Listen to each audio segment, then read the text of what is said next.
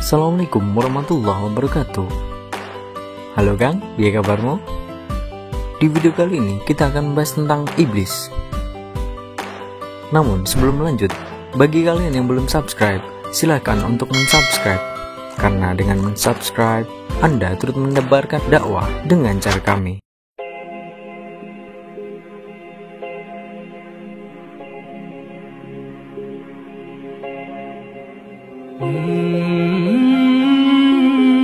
Kata iblis berasal dari bahasa Yunani, yaitu diabolos yang berarti melontar, mencampakkan, sangat buruk.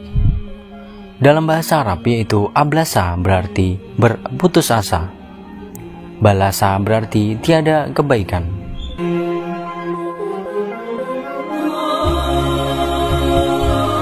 Menurut tafsir Munir dan Syawi, iblis beribadah kepada Allah dalam masa 80.000 tahun, tawaf di Baitul Makmur dan Ars selama 14.000 tahun. Oleh karenanya, di langit pertama sampai ke-7, iblis begitu dihormati oleh para malaikat. Malaikat di penjuru alam semesta dari bumi, langit, Baitul Makmur, Arsi, dan sebagainya, mereka semua menghormati pada iblis sebagai makhluk Allah yang terhormat dan termulia. Sehingga bila iblis lewat di depan para malaikat, maka malaikat menghormati pada iblis, bagaikan penghormatan prajurit kepada komandannya, pengawal istana pada rajanya, sehingga terhormatlah nama iblis di penjuru alam semesta.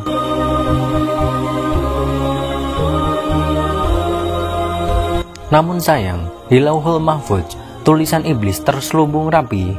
Tidak ada satupun makhluk yang tahu kecuali Allah. Tertera Al-Kafir Al-Ma'un atau iblis ingkar terkutuk.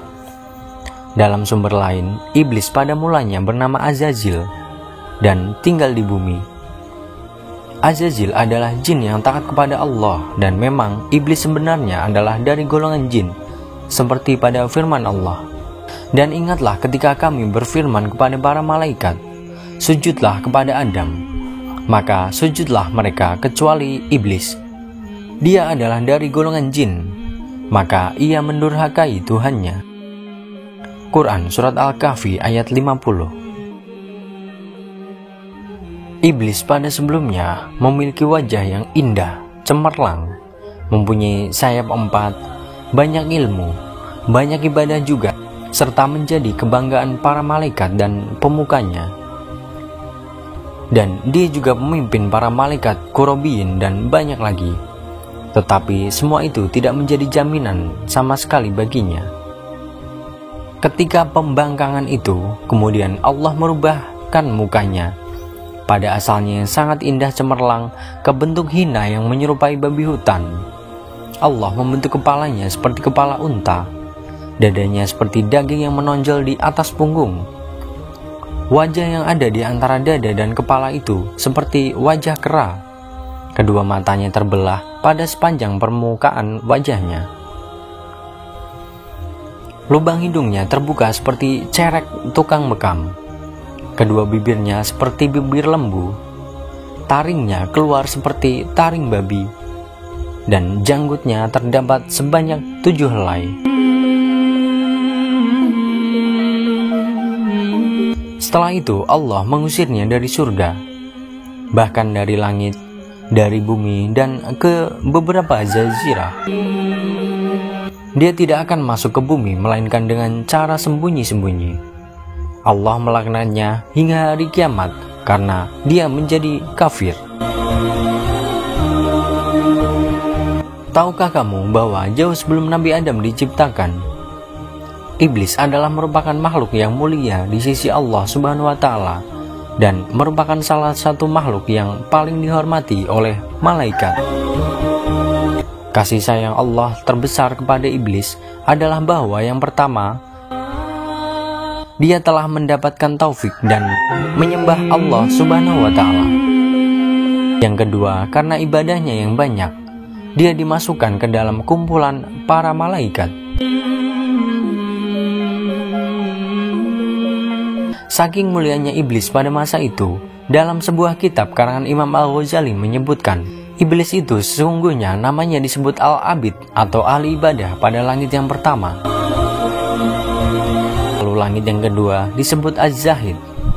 Kemudian langit ketiga disebut Al-Arif. Pada langit keempat namanya adalah Al-Wali. Pada langit kelima namanya disebut At-Taqi. Pada langit keenam namanya disebut Al-Kazin. Dan pada langit ketujuh namanya disebut Azazil. Manakala dalam Lauhul Mahfuz namanya ialah Iblis laknatullah.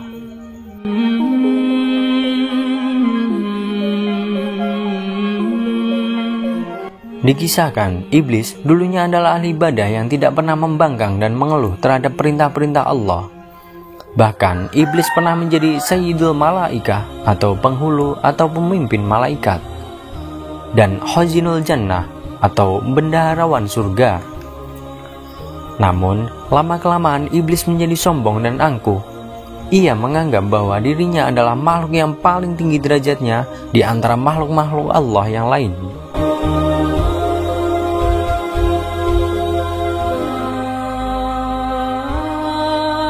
Dalam satu riwayat menceritakan, malaikat Israfil melihat yang tersurat di Lauhul Mahfuz. Ada tercatat satu suratan yang berbunyi, adanya satu hamba Allah yang beribadah selama 80.000 tahun, tetapi hanya karena satu kesalahan, maka ibadah hamba itu tidak diterima Allah, dan hamba itu terlaknat sampai hari kiamat. Maka menangislah Israfil karena bimbang. Takutnya makhluk yang tersurat di Lauhul Mahfuz itu adalah dirinya. Maka diceritakanlah Israfil kepada segala malaikat pengalamannya melihat apa yang tersurat di Lauhul Mahfuz. Maka menangislah sekalian para malaikat karena takut dan bimbang dengan nasib mereka. Mereka lalu datang menemui Azazil yang menjadi imam para malaikat, agar Azazil mendoakan keselamatan dunia dan akhirat kepada seluruh malaikat. Azazil pun mendoakan keselamatan di dunia dan akhirat kepada seluruh malaikat dengan doa, "Ya Allah, janganlah engkau murka terhadap mereka, para malaikat."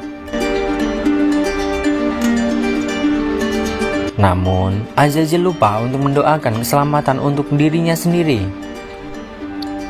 Setelah mendoakan semua para malaikat, Azazil terus menuju ke surga. Di atas pintu surga, Azazil terlihat suratan yang menyatakan, ada satu hamba dari kalangan hamba-hamba Allah yang muqarrabin, yang telah diperintahkan Allah untuk membuat satu tugasan. Tapi hamba tersebut mengingkari perintah Allah. Lalu dia tergolong dalam golongan yang sesat dan terlaknat. Kemudian Allah menciptakan Adam alaihissalam dan memerintahkan malaikat untuk sujud menghormat kepada Adam. Azazil sebagai imam para malaikat sepatutnya lebih dahulu bersujud memimpin para malaikat. Tetapi dia menolak karena dia merasa bahwa dirinya lebih baik daripada Adam alaihissalam. Sementara para malaikat lain terus sujud tanpa dipimpin oleh Azazil. Bukan saja enggan sujud, Azazil malah sombong dan menjawab kepada Allah, "Dan ingatlah tatkala kami berfirman kepada para malaikat, sujudlah kamu semua kepada Adam." Lalu mereka sujud kecuali iblis. Dia berkata, "Apakah aku akan sujud kepada orang yang engkau ciptakan dari tanah?" Quran Surat Al-Isra ayat 61. Kesombongan iblis berpuncak pada iri hati dan kedengkian iblis terhadap Adam. Ia tidak terima karena Allah akan menciptakan Adam sebagai khalifah di muka bumi. Karena ia merasa lebih mulia dari Adam yang diciptakan dari tanah. Sedangkan ia merasa lebih mulia karena diciptakan dari api. Ia durhaka kepada Allah Subhanahu wa Ta'ala, takabur dan lupa akan dirinya di mata Allah. Tak seharusnya ia membangkang perintah Tuhannya. Maka setelah itu, iblis akhirnya diusir dari surga. Namanya dirubah menjadi iblis dan dia bersumpah akan menyesatkan manusia di muka bumi. Iblis berkata, "Terangkanlah kepadaku, inikah orangnya yang engkau muliakan atas diriku? Sesungguhnya jika engkau memberi tangguh kepadaku sampai hari kiamat, niscaya benar-benar akan aku sesatkan keturunannya, kecuali sebahagian kecil. Quran Surat Al-Isra ayat 62. Kemudian Allah berfirman, pergilah, barang siapa di antara mereka yang mengikuti kamu, maka sesungguhnya neraka jahanam adalah balasan semua, sebagai suatu pembalasan yang cukup. Quran Surat Al-Isra ayat 63.